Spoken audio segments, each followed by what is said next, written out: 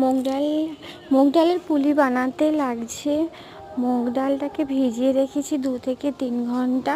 তারপরে ঝরিয়ে নিয়ে গোটা জিরে শুকনো লঙ্কা দিয়ে ডালটাকে ভালো করে তেলে একটু নাড়াচাড়া করে জল দিয়ে হালকা সামান্য নুন দিয়ে সেদ্ধ করে নিয়েছি।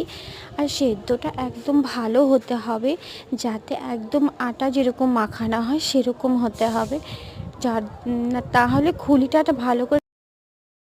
এদিকে এদিকে আমি নারকেলটা গুড় মাখিয়ে নিচ্ছি পুর বানানোর জন্য। তারপরে দেখতেই পাচ্ছ যে আমি ভালো করে আটা মাখার মতো করে নিয়ে খুলি টেনে তার ভেতরে পুর ভরে সুন্দর করে মুড়ে দিয়েছি। তো তোমরা এরকম করে একবার ট্রাই করতেই পারো। আমি এই প্রথম করলাম, জানি না কেমন হবে। তো